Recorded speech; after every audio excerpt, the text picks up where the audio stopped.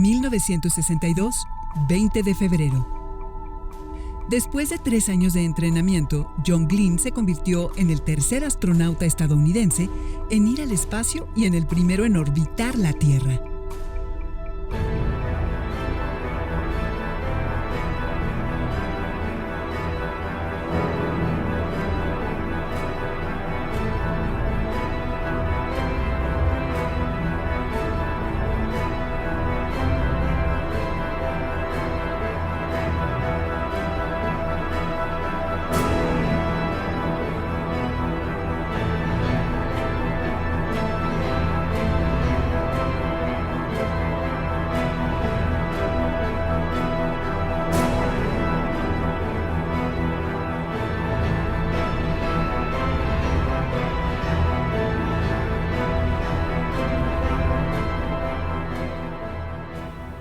¿Qué tal? Es un gusto darte la bienvenida a este espacio Jóvenes en TV, así como a la programación de Conciencia Histórica.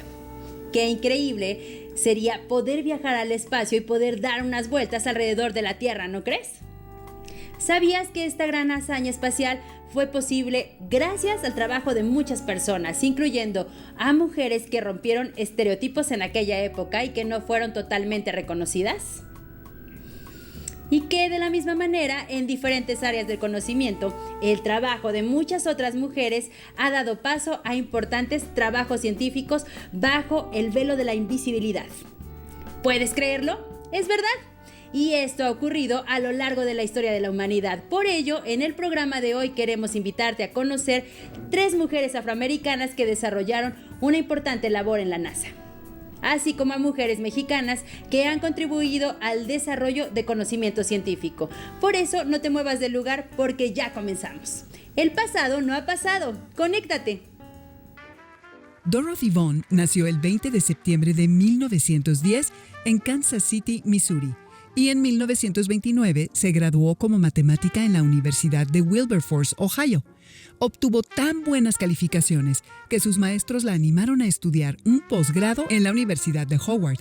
Sin embargo, ella prefirió comenzar a trabajar dando clases y así ayudar a su familia a afrontar los estragos de la Gran Depresión. Se casó con Howard S. Vaughan, con quien tuvo 6 hijos. Katherine Johnson nació el 26 de agosto de 1918 en White Sulphur Springs, una pequeña comunidad de Virginia Occidental, y a los 18 años se graduó con las más altas notas como matemática en la Universidad Estatal de Virginia Occidental. Contrajo nupcias en 2 ocasiones, primero con James Goble, con quien tuvo 3 hijas, y luego de quedar viuda con James A. Johnson. Fue la primera mujer afroamericana en cursar un posgrado en la Universidad de Virginia, cuya población era 100% blanca, luego de que la Corte Suprema de los Estados Unidos dictaminó que los estados que ofrecían educación superior pública debían contemplar tanto a estudiantes blancos como negros, y para ello debían establecer universidades para estudiantes afroamericanos o admitirles en las universidades para personas blancas. Mary Jackson nació el 9 de abril de 1921 en Hampton, Virginia, y desde muy pequeña destacó por ser una estudiante muy aplicada. Así que no resulta extraño que se haya graduado con los mayores honores en el Instituto Hampton, donde estudió matemáticas y ciencias físicas. Esto en 1942. Después trabajó como maestra, recepcionista, contable y secretaria. Se casó con Levi Jackson y tuvieron un hijo. A partir de la década de 1940, el Comité Asesor Nacional de Aeronáutica, NACA, por sus siglas en inglés, abrió espacios laborales para mujeres afroamericanas, por primera vez en su historia, en la sección de computación del área oeste del Laboratorio Aeronáutico Langley Memorial. Esta era una sección segregada y en ella coincidieron los caminos de Dorothy Vaughan, Katherine Johnson y Mary Jackson. Dorothy Vaughan se incorporó al laboratorio en 1943 y para 1949 se convirtió en la primera mujer afroamericana a cargo de la sección segregada de computación del área oeste, en la cual mujeres con títulos universitarios que eran conocidas como computadoras humanas o computadoras con faldas hacían cálculos a mano para mejorar las trayectorias aéreas de los aviones en la Segunda Guerra Mundial y posteriormente para lanzar cohetes al espacio. Katherine Johnson ingresó en 1953 a la sección segregada de la computación del Área Oeste y luego fue reasignada a la División de Cargas de Maniobra de la División de Investigación de Vuelo, constituida por ingenieros blancos que muchas veces la descalificaron por ser mujer y negra, pero pudo demostrar de lo que era capaz, conseguir un lugar en las reuniones importantes y firmar como coautora los informes que escribía, algo sin precedentes. En 1958 ingresó al área de controles de naves espaciales, donde calculó la trayectoria del vuelo del Alan Shepard, el primer astronauta estadounidense que llegó al espacio. En 1951, Mary Jackson llegó a la sección segregada, pero no estuvo mucho tiempo, pues en 1953 comenzó a trabajar en un túnel de viento para estudiar la aerodinámica de las naves, con el ingeniero Casimir Czarnecki, quien la alentó para formarse como ingeniera. Entusiasmada por la idea, identificó que requería tomar unos cursos gestionados por la Universidad de Virginia, pero que se impartían en la escuela secundaria Hampton para estudiantes blancos. Por tal razón, presentó una petición al ayuntamiento de Hampton para que la admitieran. La respuesta le fue favorable y comenzó a estudiar por las noches. Y en 1958 se convirtió en la primera mujer ingeniera negra de la NASA. En 1958, el NACA fue absorbido por la Administración Nacional de Aeronáutica y del Espacio, NASA, acabando con la segregación y reubicando a las computadoras humanas de la sección oeste en la División de Análisis y Computación, que daba la bienvenida a la computación electrónica. Sin embargo, fuera de la NASA, las cosas eran diferentes para las personas afroamericanas en el sur de Estados Unidos, pues si bien la esclavitud había sido abolida tras la proclamación de emancipación en 1863, aún en la década de 1960 estaban vigentes las leyes Jim Crow que consagraban un sistema jurídico de segregación racial bajo el principio de separados pero iguales, aunque la igualdad no existía, ya que las personas blancas recibían mejores tratos y mayores oportunidades, por lo que surgieron diversos movimientos ciudadanos en contra de la segregación. En medio de este clima, Dorothy Vaughan, Katherine Johnson y Mary Jackson brillaron de manera singular, al hacer posible que John Glenn se convirtiera en el primer astronauta americano en orbitar la Tierra. ¿Qué significó que Dorothy Vaughan, Katherine Johnson y Mary Jackson rompieran los estereotipos que había a mediados del siglo XX en Estados Unidos y se enfrentaran a la discriminación?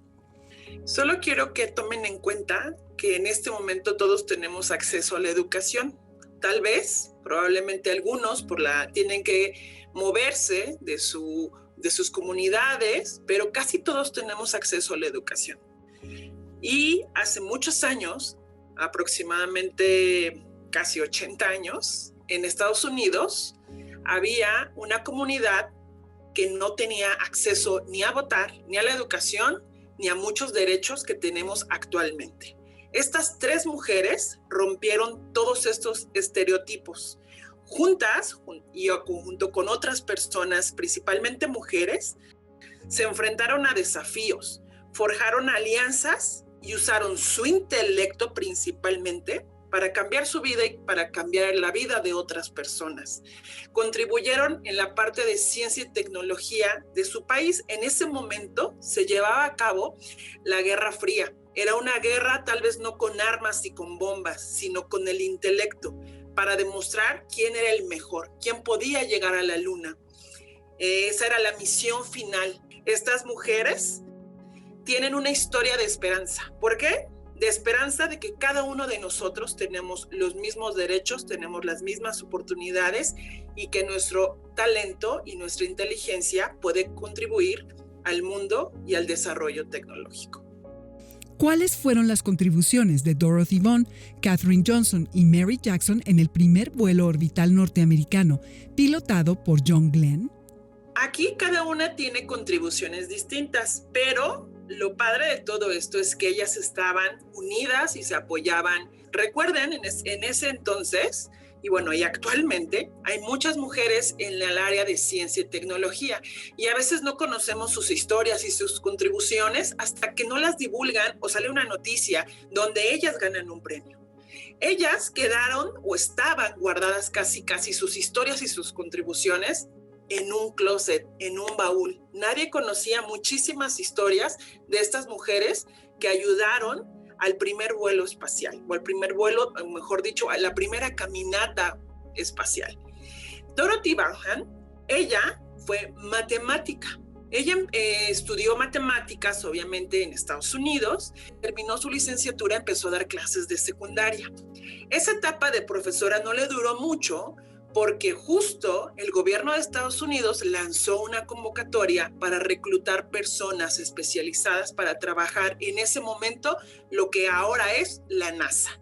Antes las computadoras no eran como las que usamos ahora, calculadoras o computadoras para hacer cálculos. Había cantidad de mujeres haciendo estos cálculos a mano, porque no había estas calculadoras, haciendo los cálculos a mano de trayectorias de cohetes, de trayectorias de aviones, y los cálculos de estas mujeres permitieron que John Glenn fuera el primer astronauta estadounidense en orbitar alrededor de la Tierra en una vuelta completa. En cambio, Katherine Johnson, gracias a sus cálculos de matemáticas, gracias a eso,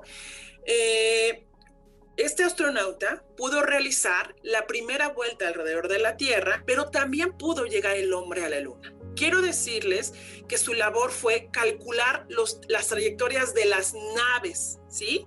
Recuerden que no había calculadoras nuevamente. Ella usaba pizarrones enormes para realizar estos cálculos y hacer estas trayectorias. De hecho, ella hizo los cálculos y fue fundamental para la llegada de John Glenn, ¿sí?, al espacio. De hecho, John le pidió a Katherine que revisara la trayectoria de su nave. Y si Katherine decía que sí, todo estaba seguro, ¿ok? El trabajo de Katherine fue fundamental para abrir la puerta de otras mujeres afroestadounidenses dentro de la NASA, obviamente de otras razas, pero lo más importante es que abrió la oportunidad no solamente de otras mujeres, sino del desarrollo tecnológico y romper con estos estereotipos dentro de un país que costó muchísimo romper estas barreras entre comunidades. Finalmente, Mary Jackson, ella empezó a trabajar en la NASA también junto con sus compañeras, y simplemente la oferta de sus sueños de trabajar en la NASA. Imagínense, ahora si a ustedes les dijeran trabajar en la NASA, pues claro, todo el mundo aceptaría trabajar en la NASA. Tomó esta decisión de trabajar en la NASA, pero también quería seguirse preparando. Y en ese entonces no se les permitía estudiar a las mujeres de color. Fue al ayuntamiento de su estado en Virginia para pedir un permiso para estudiar la licenciatura en matemáticas y física en la noche. Imagínense, trabajaba en la mañana y estudiaba en la noche. Se convirtió en la primera ingeniera aeroespacial afrodescendiente, que obviamente ayudó a un equipo especializado a desarrollar diferentes naves espaciales, pero más el túnel del tiempo, que nos permite muchísimo estudiar el vuelo de los aviones o de las naves espaciales para el desarrollo espacial. En su propia experiencia, ¿cuál ha sido su más grande reto dentro del mundo de la ciencia y cómo lo han afrontado? Rompí estereotipos en la familia que me permitieron dejar a mi familia tal vez allá y yo moverme a la Ciudad de México. En ese momento yo quería ser astrónoma, pero cuando estudié física me di cuenta de la diversidad de oportunidades que hay cuando uno estudia una carrera de licenciatura. En esta experiencia pude darme cuenta que me encantaba la educación, la divulgación de la ciencia, los museos, pero también me encantaba fomentar las vocaciones científicas. Me enfoco en dirigir y desarrollar programas para fomentar las vocaciones científicas, las olimpiadas y generar programas para personas o comunidades que no tienen muchas oportunidades en México, como mujeres indígenas y personas con discapacidad. México también ha sido cuna de importantes mujeres de ciencias, entre ellas Matilde Montoya, Elia Bravo y María Elena Caso, quienes nacieron entre la segunda mitad del siglo XIX y los primeros años del siglo XX. En esta época, La sociedad mexicana comenzaba a soltar la idea de que las mujeres eran inferiores a los hombres y que, por ello, solamente podían ocuparse de los quehaceres domésticos, del cuidado de sus maridos y de la crianza de los hijos e hijas. El cambio de idea se apoyó en la apertura de nuevas escuelas, que a su vez incluían a las mujeres en las matrículas educativas. Muchas mujeres levantaron la voz en contra del gobierno de Porfirio Díaz. Incluso tomaron las armas o se unieron a las tropas liberales para luchar en la Revolución Mexicana, la cual culminó con la promulgación de la Constitución de 1917 y con ella la no reelección, la organización federal, la libertad de culto y de expresión y la enseñanza laica y gratuita. A partir de entonces, las propuestas educativas se han modificado para atender diferentes necesidades y cambios políticos, sociales y económicos. En este contexto, por demás general, las mujeres comenzaron a apostar por la ciencia. Conozcamos a 3 de ellas. Matilde Montoya Lafragua nació en la Ciudad de México el 14 de marzo de 1859. Desde muy joven mostró su inclinación por la medicina y se preparó como partera. Luego, en 1882, se inscribió en la Escuela Nacional de Medicina, donde enfrentó una serie de problemas por su condición de mujer. Ello, aunado a que tenía problemas económicos para continuar sus estudios, la llevó a aprovechar un decreto del presidente Porfirio Díaz que estipulaba que podía presentar un examen profesional para titularse. Así, en 1887, se convirtió en la primera médica mexicana. Elia Bravo Olis nació el 30 de septiembre de 1901 en la Ciudad de México. A los 17 años ingresó a la Escuela Nacional Preparatoria, donde tomó clases con Isaac Ochoterena, quien le abrió las puertas al mundo de la biología. Fue tal su gusto por esta ciencia que en 1927 se convirtió en la primera bióloga titulada del país por la UNAM. Tiempo después, el maestro Ochoterena le solicitó ayuda para realizar un herbario y un estudio sobre las cactáceas, las cuales se convirtieron en su verdadera pasión. A raíz de ello, fue una de las fundadoras del Jardín Botánico del Instituto de Biología de la UNAM y la primera mujer en realizar estudios taxonómicos de las cactáceas mexicanas. María Elena Caso Muñoz nació en la Ciudad de México el 18 de diciembre de 1915. Estudió la licenciatura en Biología y la maestría en Ciencias Biológicas en la Facultad de Ciencias de la UNAM y en 1961 se doctoró con el trabajo Los equinodermos de México. Estos son los animales marinos de piel con espinas como los erizos, ofiuras, pepinos, lirios y estrellas de mar. Cabe resaltar que, con este trabajo, se convirtió en la primera especialista en estas especies acuáticas en nuestro país. Con el doctor Enrique Rioja, fundó el Laboratorio de Hidrobiología en el Instituto de Biología, el cual más tarde se convirtió en el Departamento de Ciencias del Mar y Limnología, y luego en el Instituto de Ciencias del Mar y Limnología de la UNAM. Matilde Montoya, Elia Bravo y María Elena Caso fueron pioneras de la ciencia mexicana. A pesar de las dificultades ideológicas y sociales que enfrentaron, cada una construyó un valioso legado para las futuras generaciones, algo sorprendente para su tiempo. ¿Cuáles fueron las dificultades que enfrentaron Matilde Montoya, Elia Bravo y María Elena Caso? ¿Y cuáles fueron sus más grandes logros?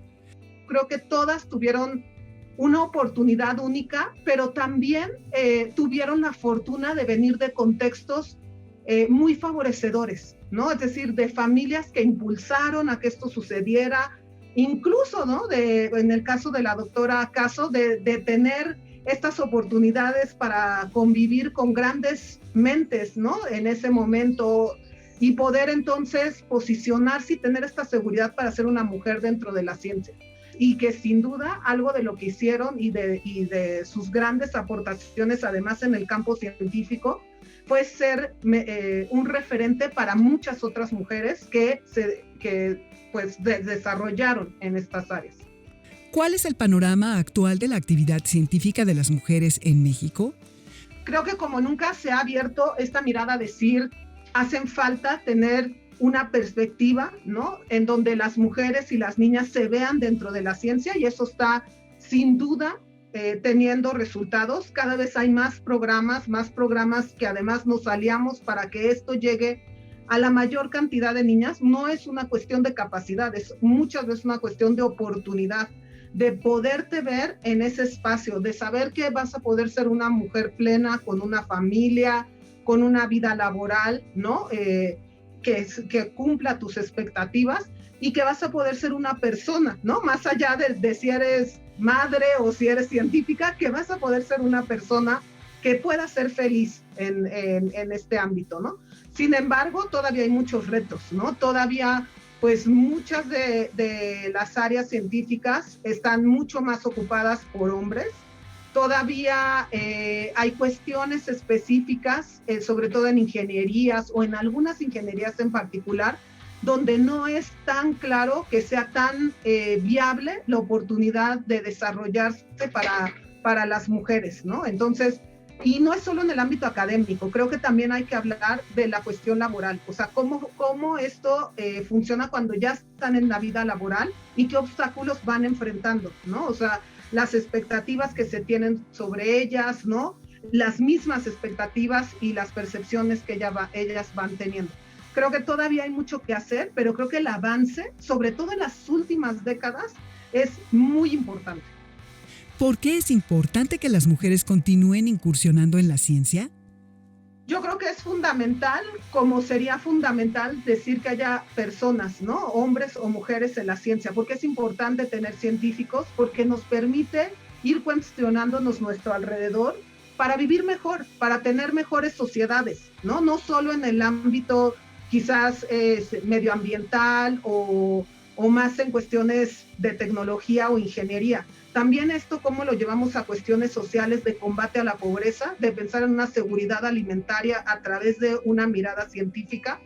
Creo que tanto hombres como mujeres aportan, ¿no? En su diversidad de contextos y en su forma de pensar de manera distinta, aportan a que esto pueda volverse importante, a que haya investigación en estas áreas fundamentales. Entonces creo que es tan importante que haya hombres como que haya mujeres en la ciencia. Y creo que en ese sentido es muy importante que sí tengamos esta perspectiva de la mujer en la ciencia. A lo largo de la historia han sido pocas las mujeres de ciencia cuya labor ha sido reconocida en su época. Por ejemplo, Marie Curie, quien fue galardonada con 2 premios Nobel por sus trabajos sobre la radioactividad. De manera general, las mujeres no solamente han enfrentado grandes retos para poder desarrollarse en cualquier ámbito, sino que han sido discriminadas e invisibilizadas por el pensamiento masculino y la subestimación de sus capacidades. A pesar de ello, matemáticas, ingenieras, biólogas, médicas, físicas, astrónomas, químicas e informáticas, entre otras científicas, han traspasado fronteras sociales, ideológicas y culturales, y han sentado importantes bases para el desarrollo de conocimiento científico vigente hasta nuestros días. Después de lo que hemos visto, creo que sería increíble que más mujeres científicas contribuyan a viajar al espacio exterior y orbitar la Tierra, pero también generar el plan perfecto para acabar con enfermedades mortales o descubrir la manera de resarcir el daño ambiental de nuestro planeta, ¿no crees? Llegamos al final de este programa y es momento de recordarte que Jóvenes en TV es un espacio de reflexión y construcción de conocimiento, donde tu participación es muy importante. Así que no dejes de escribirnos. Visítanos en jovenesencasa.cep.gov.mx. Únete a la comunidad de Jóvenes en Casa en Facebook. Te invitamos a ver nuevamente este programa a través de nuestro canal de YouTube. Y a seguir reflexionando en torno al quehacer científico, al papel que han jugado muchas mujeres, incluso a reflexionar en la posibilidad de tomar este camino de manera profesional. Muy probablemente entre nuestras espectadoras se encuentran las futuras científicas de nuestro país. El pasado no ha pasado, conéctate.